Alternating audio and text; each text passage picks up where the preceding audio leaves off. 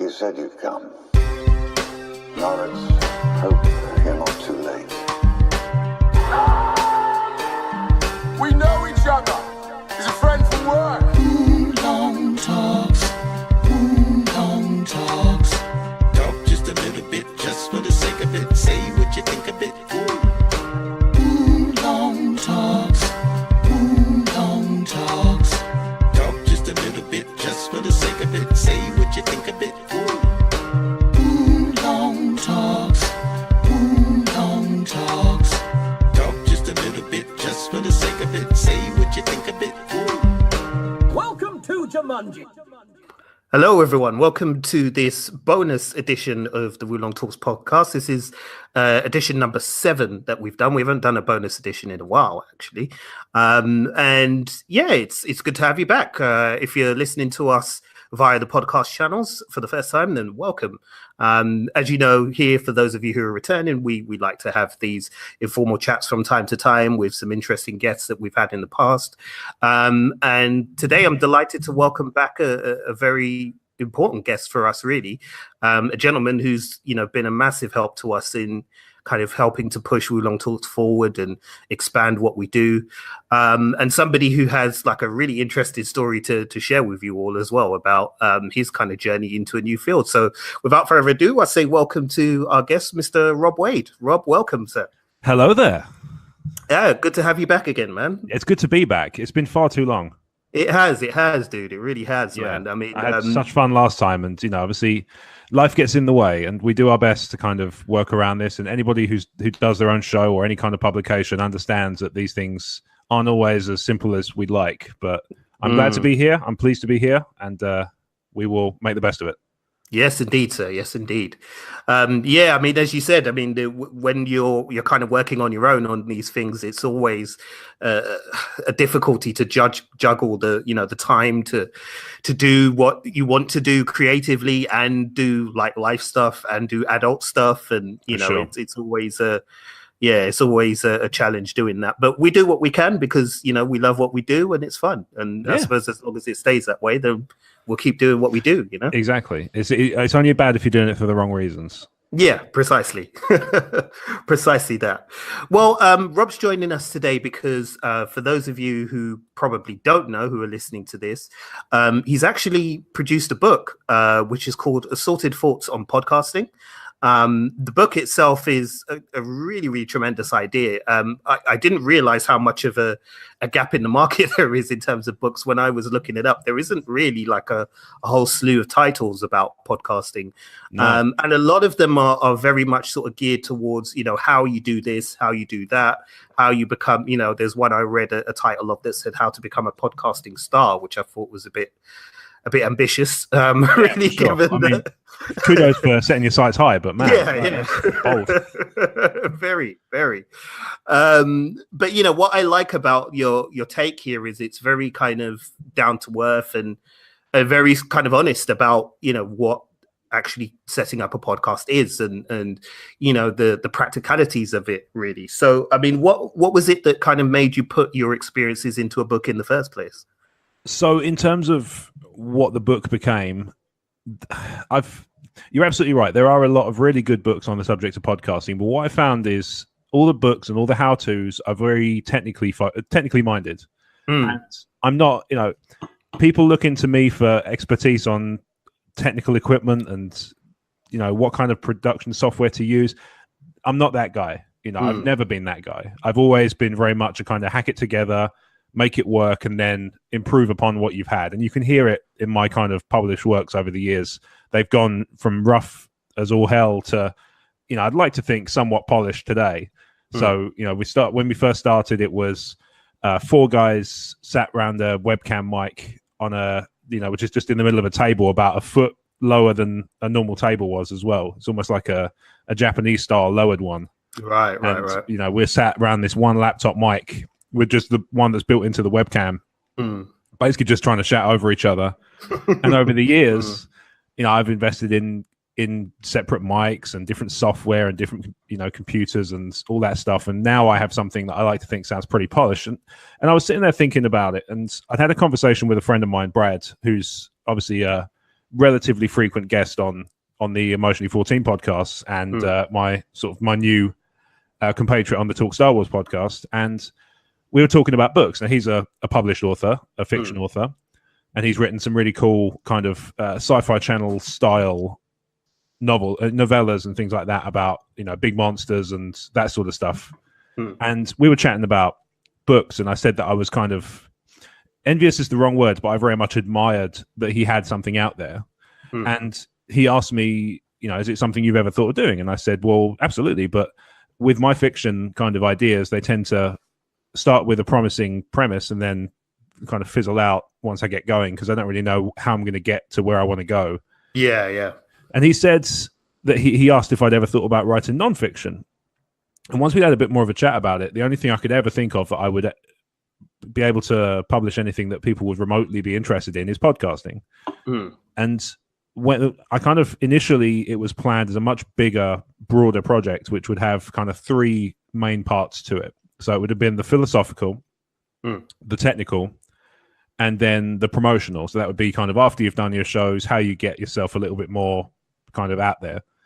And over time, as I started to write and as I started to kind of get my ideas down, I realized that I was less and less interested in the technical point of view of my own kind of thoughts.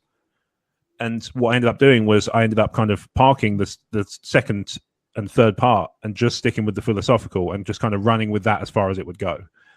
So the book is, I describe it as short and sweet, and it is, it's not a long read, and that's by design. It's not designed to be something that people will pore over for hours and hours and hours and deeply analyze the subtext and all that jazz. It's purely something you can, before you start getting in there and start doing the show, have you thought about a few things that might kind of help you to visualize your message and what you're hoping to achieve. I'm big on I'm reading a lot of books at the moment, mainly for work, but they're kind of around motivation and engagement and why people do what they do. And the more I've kind of read those, the more I'm reaffirmed that I actually kind of took what I feel is the right approach by the sort of publication that I went for. Because it's all about, why you do something. And if I can help one person, and I know I have already, but if I can help one person to figure out before they start their first episode, to get a bit more of a kind of a clear understanding and a clear sense in their head of what they're hoping to do, then I will consider that a tremendous success. Absolutely. And I think, that's what's so fascinating for me is how you've kind of switched the focus away from kind of the technical aspects to kind of focusing more on, the intention and the experience of podcasting itself, because that's one of those things that I think people sometimes take for granted. I had a conversation with somebody who was really, really keen on podcasting, but was really focused on making sure that the first episode, was technically sound. And to a certain extent, I said to this person, look, as much you can invest as much as you want to in, the best mics and the best editing software and, and all of those things. But ultimately, you just have to get the episode out, and the person was still kind of procrastinating and say, well, no, I've got to make sure that, that the sound quality is this and so on and so forth. And I was trying to explain to them that, it's certainly from my experience, it's been trial and error. It's very much a case of just you do something and maybe it'll work, or maybe it'll be a complete fuck up and you've got to go back to the drawing board. But I've certainly had it those. is what it is. Yeah. And I was, insistent that there's going to be lots of kind of occasions where things are just not going to go right, where you plan for it, and it's still not going to come off, so you just kind of roll with the punches. But it seems like there are a lot of people out there who really do want to get into podcasting, but don't perhaps realize that, it's as much in the doing as it is in the preparing, so to speak. Yeah, 100%. And, what you find as well is, I've certainly had this as I've gone along, is you get to know people, you get to know new people by doing this. And, you can pick up on a kind of vibe that there's certain things I'm not particularly happy about in the stuff I've done in the past in the book. And that's that's deliberate. I want that to be very transparent. And but I will happily say that if you're willing to put up with those things, then you can have some of the best conversations of your life using this medium. And it really is one of the media that's, I think it's only going to go up in terms of the kind of big, long, you can have the traditional media channels that we have currently, I think struggle with being able to get the full content in there in the time they have. And you see this a lot with, especially on, in the States with the political channels and things like that. They've got a 15-minute segment with 12 panelists. You're like, what chance do you have of any of them being able to elucidate anything remotely nuanced in a minute and a half on average each? And that's assuming they all get to talk, because realistically they might not.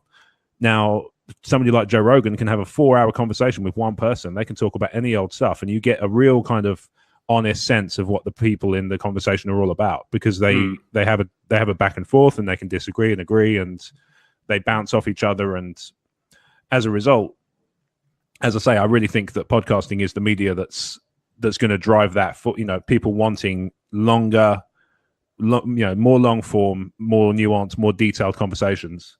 Podcasting is kind of perfectly placed to offer that to people. And so I really, I'm very keen for people to kind of keep going at it and keep jumping in, because a rising tide floats all boats. Absolutely. Yeah, absolutely. The amazing thing about it is that it seems, especially in, the past sort of 2 years, really, I mean, we've only been doing this for about, I guess, 2.5 years. Yeah. The way in which podcasting has just exploded in that period, absolutely, has been insane to watch. And you're absolutely right. I mean, I agree with you 100% about sort of traditional media channels, and because of the various constraints that they have on them, they don't have this ability to kind of give you the type of depth that people are craving in terms of information, whether that be on anything from politics to Star Wars to to social politics and social studies and sport, whatever it may be, whatever a person's interest may be. There's limited time on the traditional media to do these kind of things, whereas within podcasting you have the room to kind of grow and to expand on these points, as you said. So yeah, I mean, it really is a boon time. But I guess that leads me to our second question, which is, I mean, I know you've been doing this since what,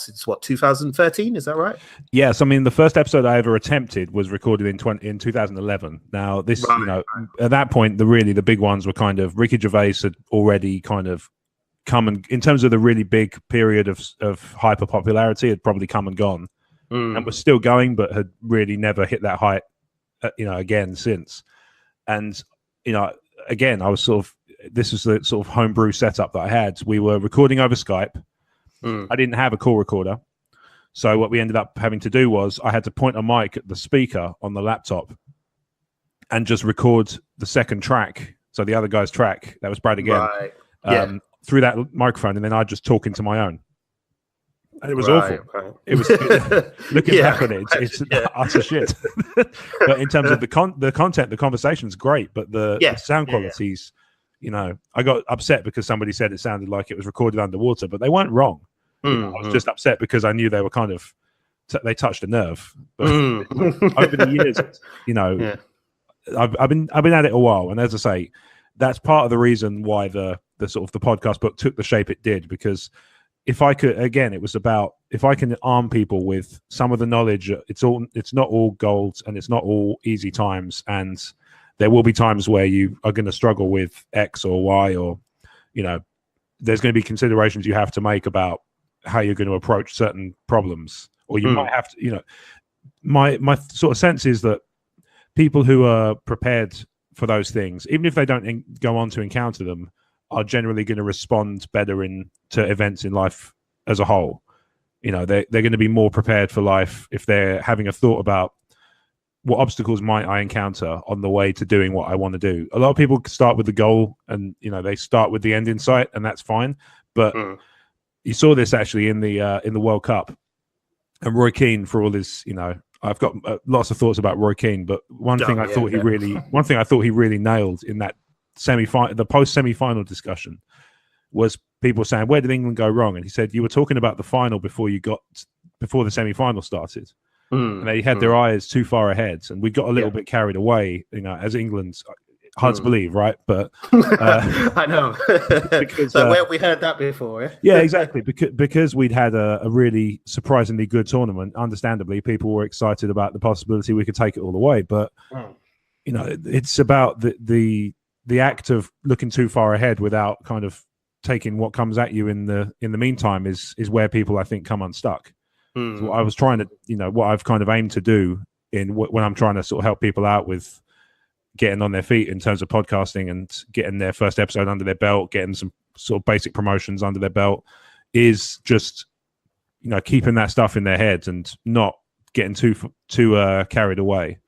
And I have a lot of friends who are like, oh, we're really struggling to get numbers. And I'm like, well, I mean, I'm not going to be able to tell you how to fix that problem, because if I could fix it, I'd fix it for myself too. So yeah, exactly. I'd be lying if I said it was as easy as all that for me either. So, I get my own struggles from that sort of thing. So, again, the whole kind of crux of the book is I want people to be able to go in armed with the knowledge that they're going to have to be prepared for stuff that they haven't thought of. And if they take some time to think about how they might approach that, then so much the better, and they're going to be better off for it generally. Yeah, absolutely.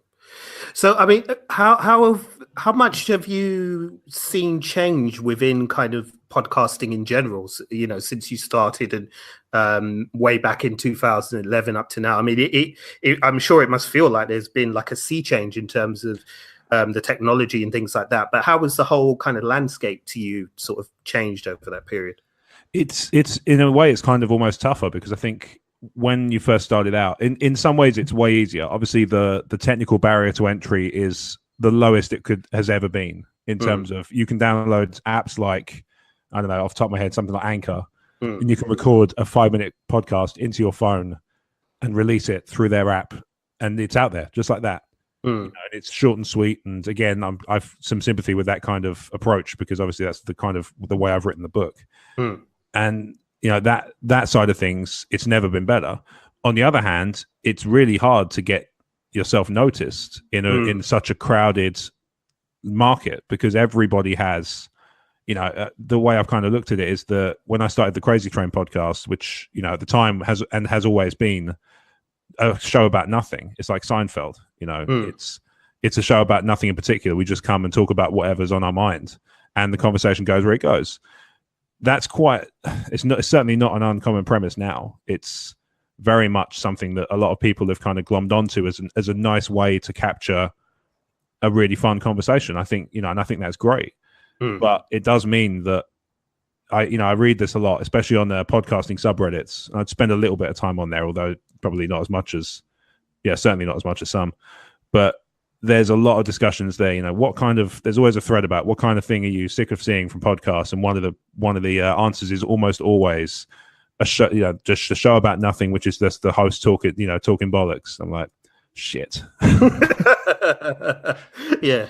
I wouldn't change it, but at the same time, it does find like, it makes me wish I'd been a bit more industrious in my promotion way back when, because I think I could have got to the point where I wouldn't have to worry about, but they, people would kind of stick up for me, and be like, I feel like they were doing it for long enough ago that you can't really hold their feet to the fire in that regard. But it's not the reality in which I live currently.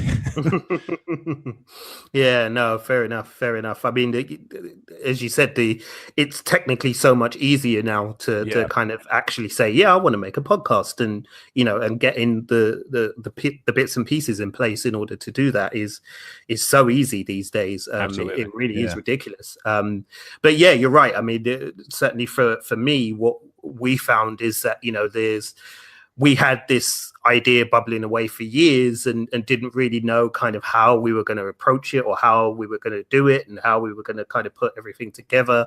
And then by the time we kind of did and we got there, we're like, oh, wait a minute, you mean there's like 20,000 other geek podcasts in the UK? That's the thing. Yeah, I mean, there are a few of them. I mean, certainly I would say, I mean, I've got some bias, but I would say that you guys are one of my favorites personally. But Thank you, man. Yeah, well, anytime. But it's a crowded market, and I guess because by virtue of the tech, podcasting historically has always been very, you're going to attract more geeks than anybody else because they're the ones who are going to be able to solve those technical barriers.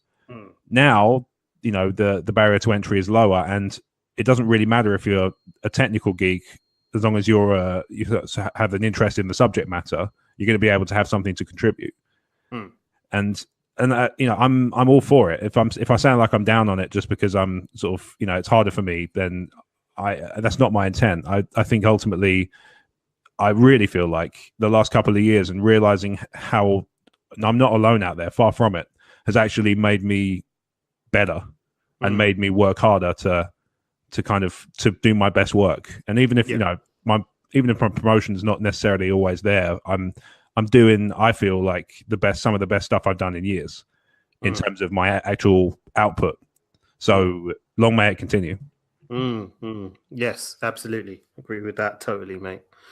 But yeah, I mean, it is a real journey, and I love the fact that the book is kind of filled with your own sort of anecdotes about your experience as well. Because I think sometimes with these kind of how-to guides, it's a bit full on in terms of the technical aspects of it and the how you do this and how you do that. Whereas I think certainly for me, I'm the kind of person who responds a lot to people's actual personal experiences of things, be they good or bad. It may be that you did this thing and it went perfectly, or you did this thing and it went terribly. But either way, that's more the type of story I'd be interested in, and more the thing I'd take on board than somebody saying, okay, plug port A into B, and Yeah, I couldn't. The other problem I'd have with the technical stuff is I try and make all of that stuff sound sexual, and I can't. As an audio book, that might work, and actually, it might have quite a big market. But as a written thing, it's probably going to fall quite flat and look come across a little bit odd. Well, I suppose it's hard not to when there's references to male and female connectors and exactly, inserting inserting objects into places, and exactly, and making sure that all your connectors are in the right holes, and it's like, oh man, okay, I need to take a step. I need to step outside. You might be wanting to think about a different genre, possibly. Exactly. And I'm not suggesting that I couldn't write good erotic fiction. Maybe I could. I've never tried, and there are probably systems in place to stop me from having a go. But the main thing, that this always kind of felt like the story, the kind of the work that I wanted to put out there. It's you kind of touched on it. It's very important for me to present an honest account of myself. Too many, I see a lot of people on social media who are very, and some of these people I do know, and they spend a lot of this time kind of projecting an image of themselves. And again, I'm not going to tell people kind of how to approach their promotion. Obviously, if I was more successful at it, perhaps I could make that, assertion, but I'm not, so I'm not going to even try. But I've become very uncomfortable with the notion that I'm recently, especially, that I'm spending a lot of time on this device, and I find myself more and more desperate to spend as little time on it as possible. And if I can find ways to help people to do that too, so they're not sitting there agonizing over social media analytics and all that stuff, because they just kind of feel a little less, overwhelmed by it all, then I would consider that, I'll have done my bit by doing so. Yeah, no, that's absolutely great. And I mean, for those of you listening, that should really be a key takeaway really from it, especially when you go and get hold of Rob's book. It should be that, don't allow yourself to be sort of overwhelmed by, these various different things, as Rob said, because that's certainly a trap we almost fell into, where, it became almost an obsession to know exactly, how many people had clicked on our website and where from, and so on and so forth. And are we marketing enough to this person? Are we marketing enough to that person? What should we be doing to push this thing out? And ultimately, it as said, it just kind of drives you a bit mental, to be honest. Yeah, you absolutely. Obsessed with these things. Yeah, I've very much been guilty of that in the past, and this is another one of those things that, I would prefer that people don't worry about, because it's just not that important. And you can spend hours creating elaborate spreadsheets and all that stuff that track various different pieces, and you can go down all these routes. But at the end of the day, there's a lot of it which is just going to be, you're going to be lucky enough that your podcast tweet gets retweeted by somebody with a decent sized network that's similar to you. And by doing that you kind of get a few new ears, and stuff like that is where it's going to happen more often, is just the connections you make and the sort of the networking you do with people who are kind of like-minded. I think that's the way more important stuff, because if nothing else, that's the stuff that I think you're going to look back on more fondly, rather than just having, oh man, do you remember that time I got sort of 5,000 unique listeners in a month? That was great, except I don't think about that stuff. I mean, when I get there, maybe I'll think about it, but in the meantime, I'm very much like, oh man, I had a really great chat with Woolong Talks guys, or the Master Debaters, or something like that. And those are the things I look back on more fondly when it comes to, especially when it came to thinking about stuff to put in the book. What's there's examples in there of things where I think podcasts have got the great like there's a little section about great names. That's not, you can't quantify that in a spreadsheet, but I think it's interesting to read about, because I think it gives you a sort of sense of how to frame stuff when it comes to when you're building your idea, how you phrase it and how you pitch your name and how you position yourself in the market is so important. And that's the stuff you're gonna, if you have a bad name, a podcast, I don't mean as in a reputation, I mean literally the name of your podcast is shit. That's going to bother you more as you go on, and it's going to be harder and harder to fix as you go along, because especially if you kind of build up a bit of a following, because then it's harder to kind of steer away from that.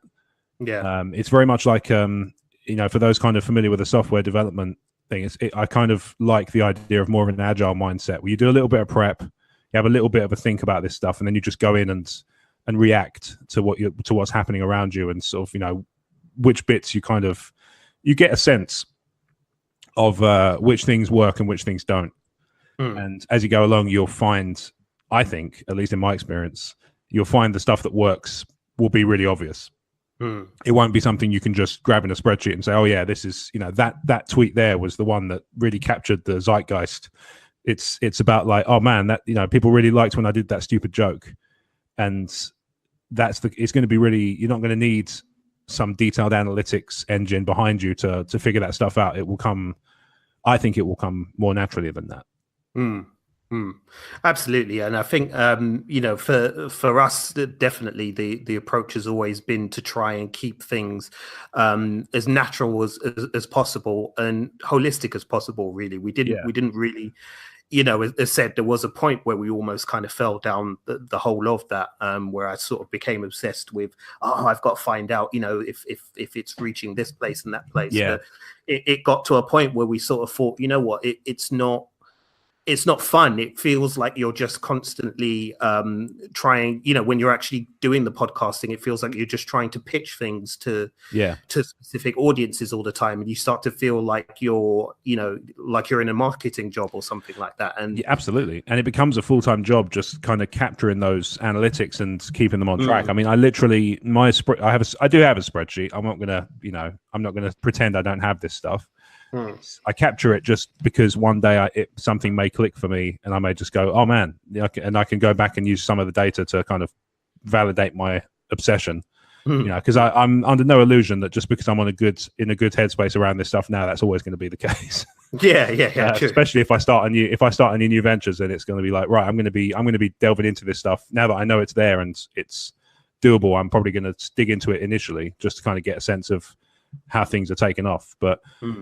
I'm finding, increasingly as I go along, I'm finding more and more enjoyment from the conversations I have with people and the fun kind of, the stupid tweet games you get into where it's just sending pictures back and forwards and looking for the right GIF brings me more joy than finding out that, 1 month we went up by 4% on the previous month's website hits or unique users or whatever the hell we're measuring against. Yeah, exactly. And yeah, I think, again, that's something that comes across really strongly with the book, and it's something that, again, listeners, when you go and pick the book up, it's one of the things that you should be taking away, is that this should be, a fun experience. It should be the little sort of fun things that you pick up on this journey. That fulfill you, really. If you become, too caught up in the analytics, as Rob said, it ends up feeling like a job, and you don't really want it to feel like that. You want it to feel like something fun, and a way in which you can, share your thoughts on, the latest Star Wars movie, or whatever with the world, and it should be that passion and that enjoyment that you get from doing that coming through with what you do, whether you send out, as Rob said, a silly tweet with a GIF on it, or whatever. It should always be at the core of that. I mean, that's our philosophy, and I know that's a philosophy that you really share, and is one that you've really pushed into the book as well. So yeah, it's definitely Yeah, well, that's one of the reasons I like you guys. Is when I first we got talking through the Britpod scene, and I found myself like, right, I'm going to have a listen to some of these guys, and I started going through the shows, and there were some where I was like, oh, yeah, okay, I can see what this is.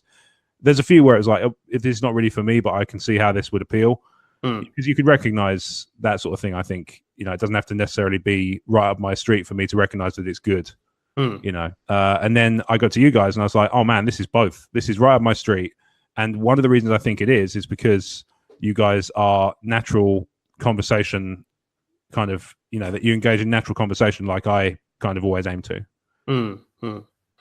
Yeah, I mean, that's always been the way that we've kind of approached it, and it seems to work with people, really, because we have had some, I guess you'd call it success, but we've had some people engage with us and say, man, I really liked that episode, where about, or even when they come back and they're like, you're chatting shit about this, man, it was way better than you I love that too, because it means that we've struck a nerve with you. So absolutely, if that works, then great. I mean, to me, the thing that will bother me more is if we ask for feedback and somebody goes meh, then that would bother me more. But that's the worst. Is more when it's like indifference is like the worst feeling, because you're like, come on, just react one way or another. I don't care if even if you want somebody to you want somebody to just like. I don't know if I want people to be yelling at me per se, but I'd certainly want them to be, I like, and I will quite happily, and I've done this especially recently, even, if somebody's messaged me like on a public Twitter or something and just said like, oh, you don't know what you're talking about, blah, blah, blah. And I'll message them off the thread and just say like, thanks for sending that over. I'm quite happy to kind of talk about this stuff. Like, what do you think I don't, where, in what sense do I not know what the hell I'm talking about? Because they might well be right. That's stranger things have happened, Yeah, exactly. So, no, you're absolutely right. Yeah.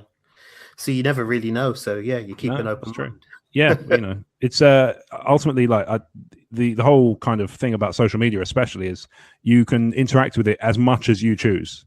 If you don't want to deal with it, you can just turn it off. And I think people forget that. And it's something I've certainly been guilty of forgetting in the past, is you can switch it off. There's nothing to stop you from just walking away, taking a break, coming back to it when you feel like you can deal with it. And that's kind of what I've been trying to do recently, is take some steps back when I'm feeling like I can't, I read something, I'm so, oh, for Christ's sake, right. I'm turning my phone off for an hour and just gonna keep on with something else, like whether it's like really digging into something at work, or whether it's I'm doing some editing or something like that. Because obviously it's like most of my time is spent doing something useful. So just kind of spend a bit more time doing that instead of, just put the Twitter away for an hour or so. And it's really having a profound effect on my willingness to engage with social media. Yeah, absolutely.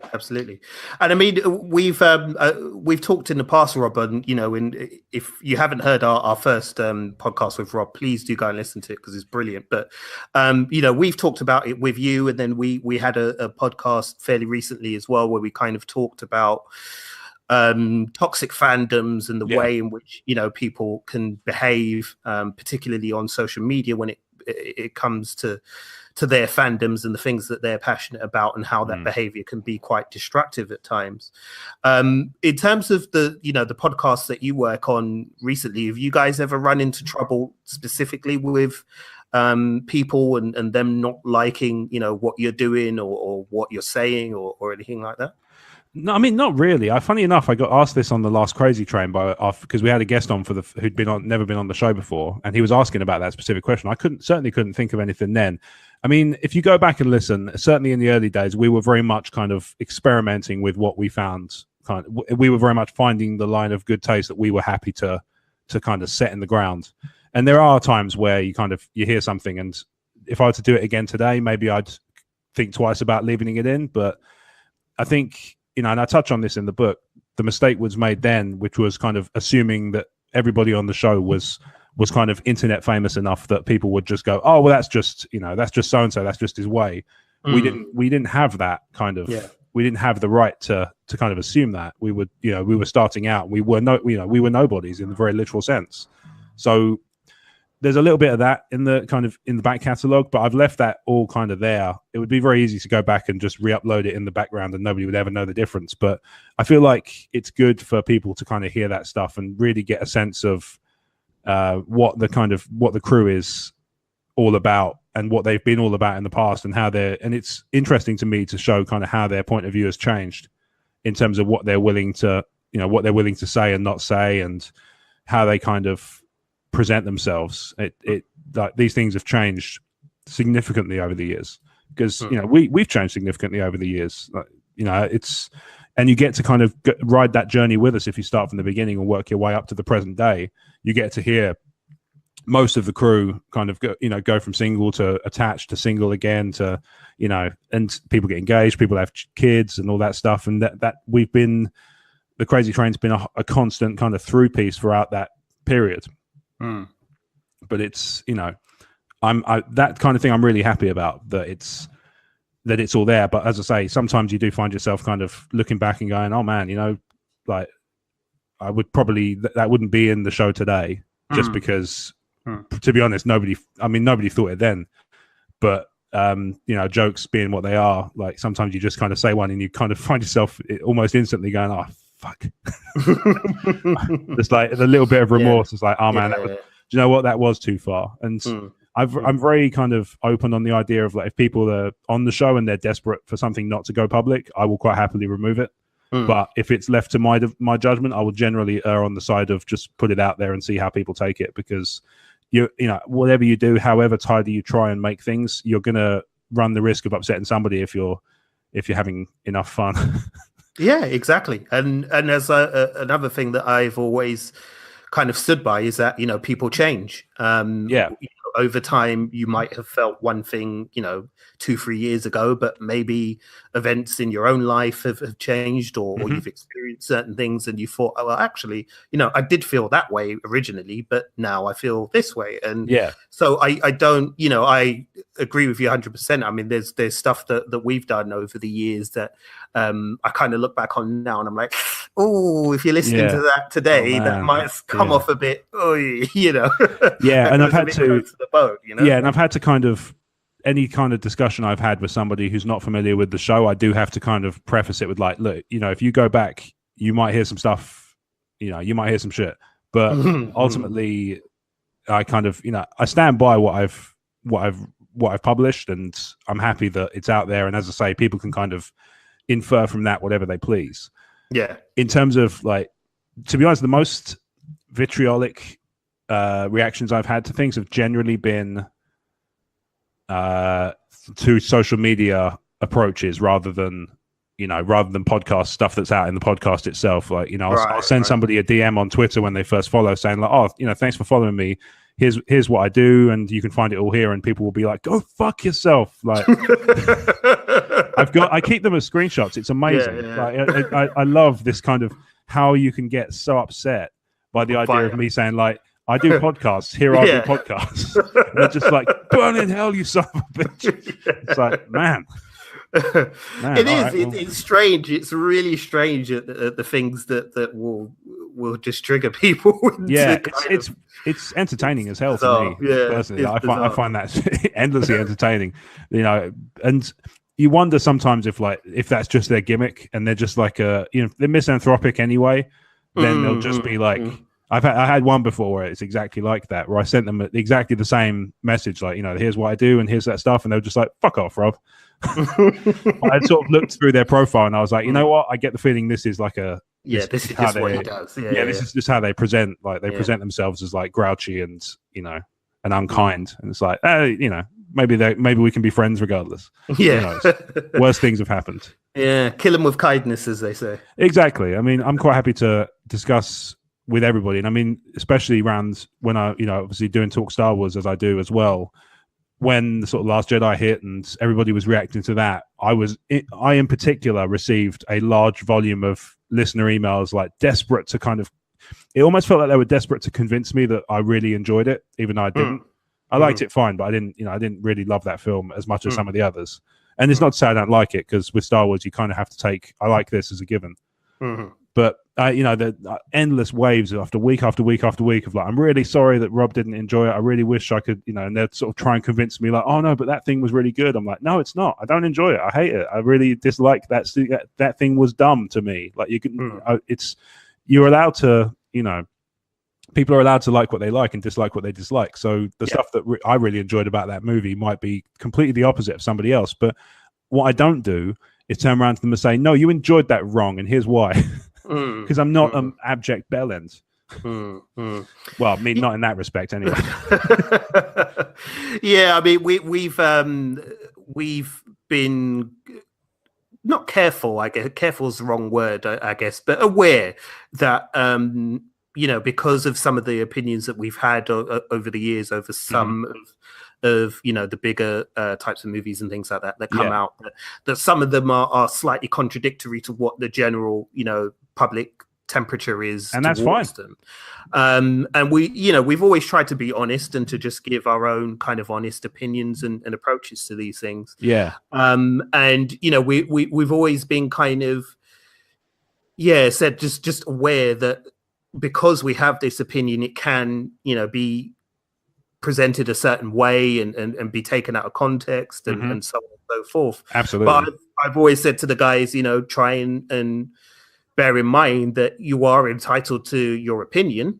Sure. If you have a specific opinion on something and this is how you feel strongly about it, then you can say that, and you are not beholden to justify to everybody why you feel the way you feel. No, absolutely not. Yeah. Just talk about it in an honest manner, and people will either appreciate that, and they don't have to agree with you. They could still appreciate what you're saying and still say, well, for me, I disagree, but we agree to disagree, and we leave it at that and move on. Exactly. I mean, this thing, I've been thinking about this more and more the last couple of days. There's one thing above all else at the moment that seems to drive me up the fucking wall, and it's when people present subjective opinion as objective fact. I'm just so done with that whole premise. I'll tell you something fun. I had an interesting on my private Twitter. I had an interesting back and forth with somebody who's really passionate about the Predator movie that's just come out. I went to go and see it recently, and I hated it. And I loved the Predator. I loved the Predator franchise. I love the lore and the mythology, but I thought the Predator was a poor movie, just bottom line. And this person was kind of like, oh no, but you didn't understand the movie. And I was like, no, I understood it, I just didn't like it. It wasn't. That whole notion of, oh well, if you didn't enjoy the movie, it means you've misunderstood it on some fundamental level. Fuck off. Seriously, exactly. Like, I'm so not interested. I could not be less interested in that point of view, just because it's so fundamentally arrogant. Yeah, it just is wrong on so many levels, and I'm absolutely with you. I cannot stand people who screenshot scores from Rotten Tomatoes or from Box Office Mojo showing you look how much money it's made. Therefore, it must be good. Yeah, good. And then when Solo comes out and it's really good, and or at least I enjoyed it, and then it doesn't do well at the box office, they're like, it's a good movie, and like, no, you fucked yourself. Like you completely. You played yourself. You have no recourse for this because you've spent the last 6 months telling us that The Last Jedi making $1 billion means it's a really good movie. Yeah. And like I say, that's what always makes me laugh about it is when people have gone down that route, like, oh yeah, Last Jedi made $1 billion. Oh yeah, bad movie. And then Solo comes out, arguably flops at the box office. And then they're like, "Oh, it was a good movie despite that." I'm like, "No, that's not how that works anymore. You've changed. You've tried to move the goalposts, and now you've missed the goal." Yeah, you've backed yourself into a corner, and now you're trying to go. Oh no, I'm not staying in this corner. I'm going over there. So I want to go over there. So, no. You've told us over there is fire and noise. It's no good. It's just like no. To hell with you. It's just sad, man. It really is sad. It's just the people like, and the other thing as well is like don't get me wrong. I love Star Wars. If I didn't love Star Wars, I wouldn't do a show which was purely about Star Wars. But like, it's just a set of movies I enjoy. It's not like a religious experience for me. No, no, absolutely not. No, it's absolutely like not. Controversial opinions in fandoms is like one of mine. I saw this the other day, and somebody put like, "What's your most controversial opinion about Star Wars?" And it was all so safe. It was all like, Last Jedi was really good, and they were like, "That's not controversial." Ha ha ha ha. Back pat. I wanted to write, anybody who is like considers themselves a diehard Star Wars fan has no business calling themselves an atheist because they are worshipping idols. They have just decided that it doesn't matter as long as you know who wrote the book. Well, they all worship at the altar of Saint George. Yeah, exactly. Who is Saint George again now? I guess. Because they love him now. Depending on who you ask, because apparently JJ and his evil Jewish cohorts have destroyed the Star Wars franchise. And we've got to have another conversation one day about that, because there's all kinds of fun things I've discovered about. Sounds like it. My understanding is the evil Disney corporation's plan to ruin movies for everyone going forward. And my understanding is that Disney has always had a fantastic relationship with the Jewish community. So as far as I understand it, like it's never. I don't really understand what's going on now. Everything's moved around. East is down, up is white. Who keeps track? Yeah, exactly. It's a wild west out there. Exactly. Man, that's the second time in this weekend I've heard Wild West mentioned. One of my friends last night was just started singing it, and I continued singing it, and we exchanged this kind of high five of "Yay, we're both pathetic." It's funny because I keep waiting to hear when they're going to do a remake, because I'm sure there's a Men in Black remake on the way, so surely there must be somebody at Warner Brothers Towers is going, we've sat on this Wild West thing for a while. Surely we could do something with this. Maybe the giant robot spider just wasn't big enough. I don't think it was. No, maybe not. I think it's just, it was conceivable, thus it failed. So you need something that's just so big. It's like, who could make that? Did you ever hear the story about how that came about? The Kevin Smith one, right? Yeah. Oh man, that's one of my favorite clips of any interview, Q&A or anything. That one, and his discussion about making a documentary for Prince. Oh yes. Oh my god, so good. Wonderful. And I love me some Prince, but I'm under no illusion that he was not a weird old dude. No, absolutely not. Yeah, I mean, as said, I love Prince dearly, but I again, like you, under no illusions as to who he was and what he was about. Weird dude, none at all. Genius, but with genius comes batshit insanity at times. Totally. But Rob, where can people hunt down your book, man? So it's at the moment it's exclusive to Amazon. Thankfully, it's the only result if you search Rob Wade on Amazon, which is quite nice actually. I was expecting to have to compete with a couple of people, because usually, like Twitter especially, if you go to I think it's at Real Rob Wade, it's one of the producers of the American version of Dancing with the Stars. And so I can't be the real Rob Wade, even though I am really even Rob though Wade. You are the real Rob I am, Wade. I really am. It is really me. But Yeah, it's I can't remember his exact username, but I remember that's one of the first ones I went, sometimes you go looking for yourself and just see what username you can get. And I noticed that there was one for Rob Wade, and it was an American TV producer. And I'm like, well, I'm never going to be the most famous one, am I? Oh well, it's almost liberating in a way.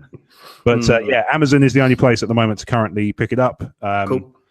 But it's like the cheapest price it can possibly be, because, as I say, it's short and sweet. So it felt, inherently wrong charging any more than the bare minimum for it. And also, at the same time, I want people who are just starting out, before they've spent any money on kit, if they spend £1 on this and then decide, you know what, I don't need all the kit I thought I did, then I've saved the money. And that's a good thing, I think.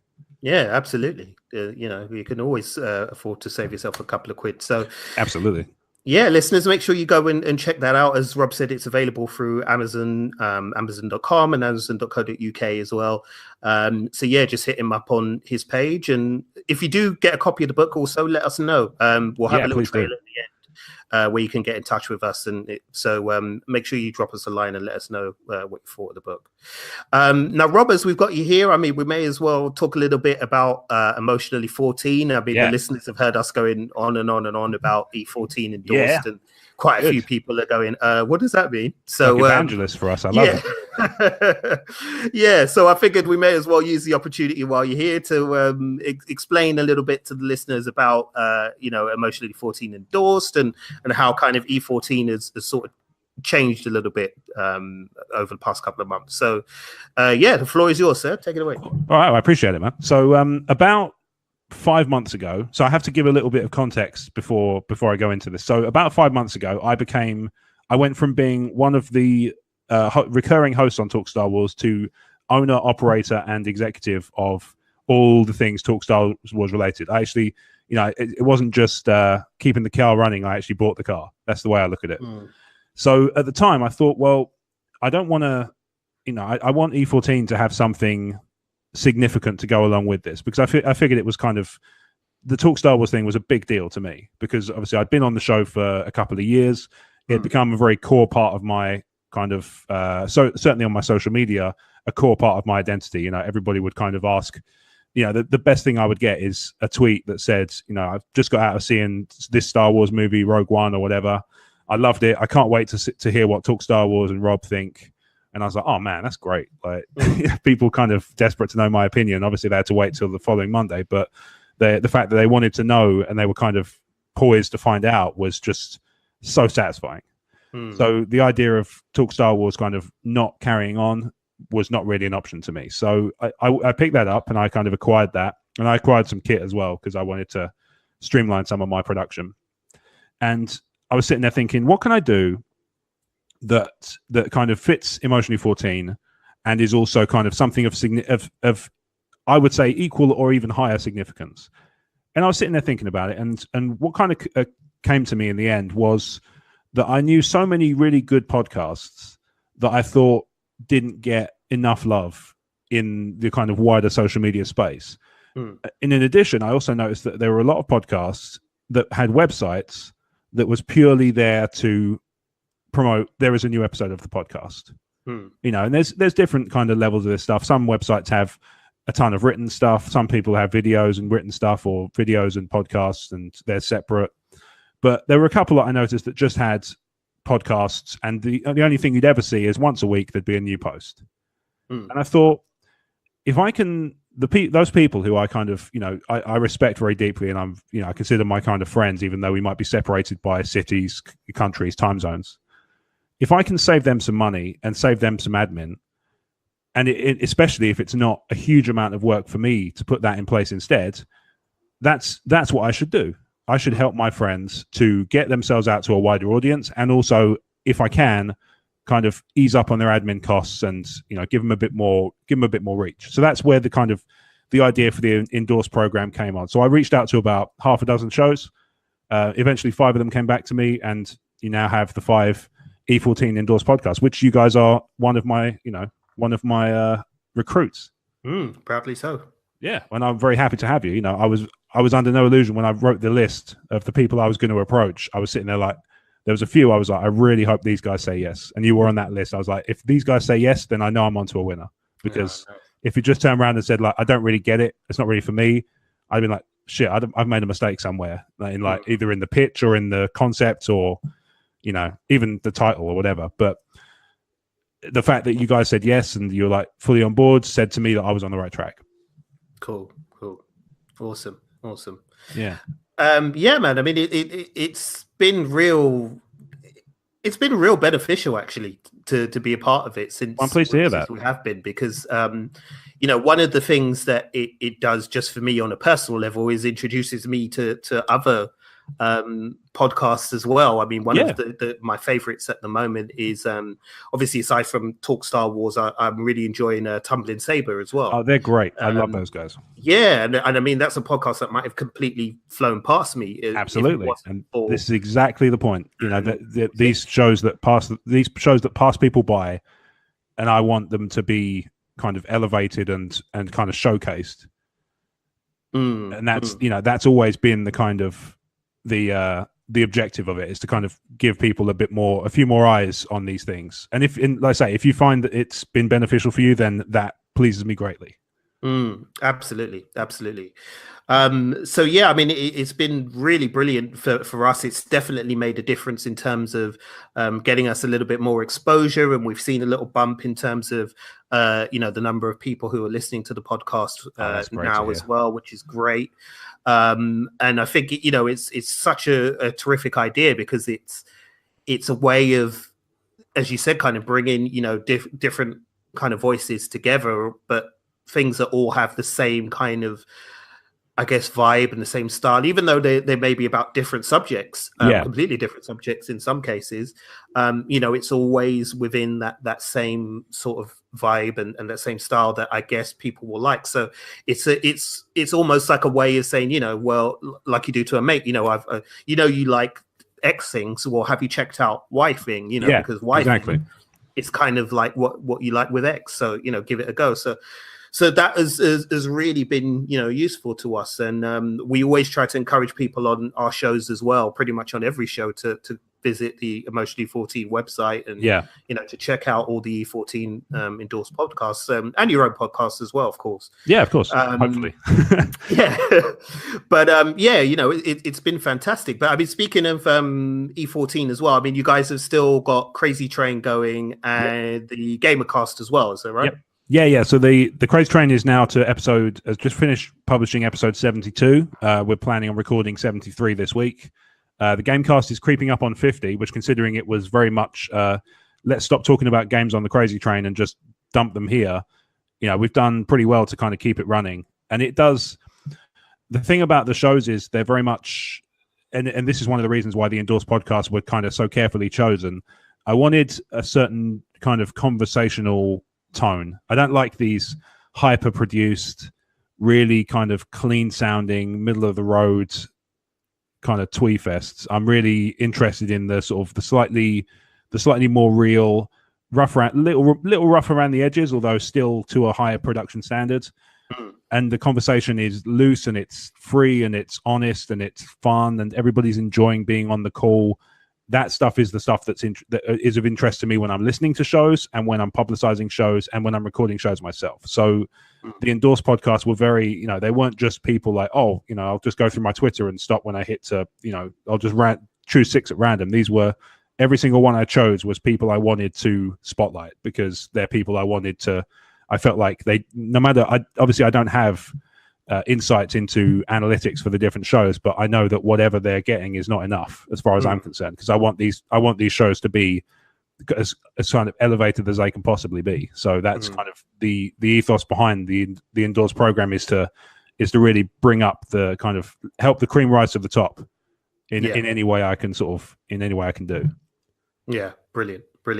Yeah, I mean that's exactly kind of the experience that we've had really with being a part of E14, and yeah, long may it continue, man. I mean, absolutely, it's been brilliant. It's been absolutely brilliant, and I think one of the things that, you know, people kind of forget as well with podcasting is that it really helps and it really works when you're working together, when there's a group of you who can kind of work to a common goal. And can kind of advise each other, then that's when you really kind of get something out of the podcasting experience. Absolutely. Because we found that making the right connections with people who have similar interests with us has opened doors to different experiences, and has given us the opportunity to do things that we may not necessarily have been able to do in other circumstances, had we kind of just plowed ahead and said, no, we're doing this, and this is our thing, and we're solely going to focus on our thing and nothing else. So I love the fact that being a part of E14 has given us the opportunity to collaborate and bounce off of yourself and that the whole Emotionally 14 collective and stable. So and we're global. That's the other thing as well, is the endorsed program is global, so it's it's mainly UK and Canadian at the moment, but it's it's a healthy kind of mix of different nations and different kind of points of view, and there's also like different age ranges of all the different people, and I I'm really, really happy with the way it's turned out. Could I have potentially got more shows? Like, sure, but at the same time, I feel like what I've got is basically like one for every day of the week, and it's shows of quality, and they're the ones that I consider to be, like, as I say, worthy of recognition. Yeah, absolutely. It isn't necessarily always about the quantity. It's about the quality of what you're bringing in. Exactly. I want it kind of less is more. I firmly believe that, less in terms of putting stuff out there. Obviously, you can do. I mean, certainly on E14 now, it's like there's sometimes 2 posts a day, because we might have a podcast, we might have a video, might have a blog piece. All that good stuff is out there. But I really feel like it's all about what's in the content, rather than I don't just fixate on, I must get something out because we need to do 2 posts today. It's like, oh great, I've got two people have sent me stuff, awesome, now I have 2 things. And it's like it's not so much I post 2 because I have to, I post 2 because I'm in a position to, which is a nice kind of, it's a subtle distinction, but I think it's a really important one. Yeah, absolutely. All right, Rob. Well, thanks a lot, man, for stopping by. My pleasure. Yeah, as I said, it's always a pleasure to kind of have you on here, and we must get you on again. Absolutely. Anytime we can make it work, I'm always happy to join you guys and talk shop, or we can talk smack or whatever. Yeah. I'm easy. Absolutely. I just like talking, it turns out. Well, I guess that's kind of why we all do what we do, isn't it? We like absolutely talking about this stuff. stuff. If we weren't, I've always found it weird when people like, when they're sort of talking about podcasting, they're like, yeah, I'm really an introvert, and I'm like, are you? Yeah, because you're putting your audio out there to potentially 7 billion people. Now, maybe the realization of that would kind of stop them dead in their tracks, but I really find it hard to believe. No, absolutely not. I mean, maybe you don't like talking to people within a certain environment and a certain setting, but as you said, that's different. Yeah, that's different. Yeah, if you can podcast, then you're obviously capable of communicating with people quite comfortably. So. Yeah, it's like a contextual extroversion. Like it's you may be comfortable in. I know people who are kind of less comfortable in face-to-face conversation, and yet they have these really kind of well cultivated friendships with people they've never met, because they're just talking on Twitter, and they kind of they can be honest with each other and kind of be vulnerable, and there's trust there and all that sort of stuff, and that's awesome. Whatever kind of, however people find their happiness in that regard is wonderful. Like it's really great that people can do that. It's obviously something I've certainly got a healthy mix, I would say, of kind of people I sort of know and spend time with face to face, and people I kind of speak to over media like this. And that's one of the wonderful things about the world we live in nowadays, is everybody is connectable as long as you can make the time zones work. Yeah, absolutely. Yeah, which for us is easier, but it's not always the case, especially if you want to podcast with the west coast of Canada. Fucking hell. Yeah, I can imagine that's not going to be easy at all. Not in the slightest. I'll happily do it if I can, but it does occasionally mean a late night. Yeah. I can imagine. All right, man. Well, as I said, thank you very much, dude, for coming along. We really, really appreciate it. My pleasure. Best of luck with the book as well. I hope it does well. Listeners have said, Rob has told you where to go grab it, but in case you didn't hear that, it's via amazon.co.uk, and I strongly recommend that you do read it, especially if you do have any kind of inkling or thoughts about getting into podcasting in some way, shape, or form. It absolutely is the perfect thing for that kind of situation that you may be in. So definitely go give it a read. And it's very kind. We'll put a link up as well with the podcast and the podcast notes, so you'll be able to just click on the note on the link in the notes, and then go straight to the store and get it from there. Yeah, it's very kind of you. I mean, and the thing as well is for your listeners and for everybody out there, that's the look at the book as kind of an introduction to the discussion. But if people want to kind of have a further chat about these things, my DMs are always open. It's Twitter at RobWadeVision. And I'm more than happy for people to kind of message me with questions and comments about, whether it's about the book or something they feel like I missed out or something they want more detail on. That's the kind of thing I will happily kind of. Obviously, I can't always get to it immediately because, I'm a busy dude. But I will always kind of make time to kind of reply back to people who just genuinely want to know how to kind of go about things or just want some kind of direction and help to kind of steer them the way they, to help them kind of realize what they want to do. Absolutely, man. Absolutely. And could you also let people know where they can find Emotionally 14 on socials as well? Yeah, absolutely. So the full social range is, as I say, Twitter and Instagram for me at RobWadeVision, Twitter at Emotionally14, emotionally14.com. And then obviously all the podcasts are available on iTunes, Stitcher, Google Play, Spotify. There's fucking hundreds now. It really does seems like there's a new one every week. It does. Yeah. It really does. But let's say the main ones, obviously Apple Podcasts, Google, Spotify, Libsyn, Stitcher. I've obviously Talk Star Wars. I referenced it earlier, so that's at Talk Star Wars, talkstarwars.co.uk. All of this good stuff, I make available out of love and out of desire to kind of entertain the world. That's what I'm trying to do. And as I say, the book is just one part of that to kind of share some of the stuff I've learned and some of the things I wish I'd known when I started out. So it's I have a wide kind of body of various attempts to entertain and inform. So they're out there if you feel so inclined. Wicked. Cool, man. Well, thanks a lot. And listeners, thanks a lot for joining us as well. We hope this episode was useful to you. And as said, I urge you all to go out and get a copy of Rob's book because it really is fantastic. We'll be back again next week with another episode of Wulong Talks Podcast. And we also have another episode of the Bebop Rewatch that's coming out soon, which... for those of you who have been listening along, and I know there's been a few of you actually, because we've been doing quite well with that recently. So thank you very much for those of you who've been getting involved. Hopefully you're all going out and getting copies of Cowboy Bebop, which is the greatest anime series ever made. Full stop. Don't at me. Don't argue at me. What did I say, man? What did I say? So thanks a lot, everybody, for your support. We'll catch you on the next episode. Until then, take care and peace. Thanks for listening to us. If you're down with Wulong Talks, show some love by following us on Twitter, Facebook, and Instagram at Wulong Talks.